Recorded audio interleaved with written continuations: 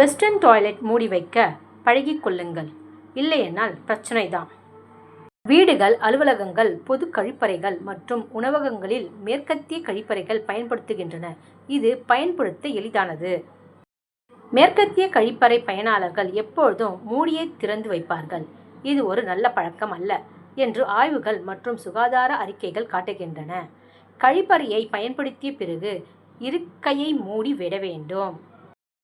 பல அறிக்கைகள் கழிப்பறை இருக்கைகள் மூடியை பயன்படுத்திய பிறகு அதை மூட வேண்டும் என்று கூறுகின்றனர். சிலர் இன்னும் அதை திறந்து வைத்திருக்கிறார்கள். கழிப்பறை இருக்கை மூடியை மூடுவதற்கு வீட்டில் உள்ளவர்களிடம் ஆரோக்கியத்திற்கும் என்ன தொடர்பு என்பதை கண்டறியலாம். கழிப்பறை இருக்கை மூடியை திறந்து வைப்பதால் காற்றில் பாக்டீரியா பரவும். இது சுவர்கள், பல் துலக்குதல் மற்றும் துண்டுகள் போன்ற மேற்பரப்புகளில் ஒட்டிக்கொள்கிறது. அத்தகைய சூழ்நிலையில் இந்த மாசுபட்ட பொருட்களை தொடுவது, அழுக்கு தூரிகைகள் அல்லது துண்டுகளை பயன்படுத்துவது ஆரோக்கியத்திற்கு தீங்கு விளைவிக்கும்.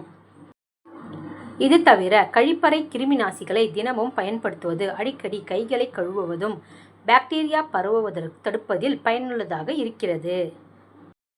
பலர் கழிப்பறையை சுத்தமாக வைத்திருப்பார்கள் என்றும் அதை மூட வேண்டிய அவசியமில்லை என்றும் நினைக்கிறார்கள்.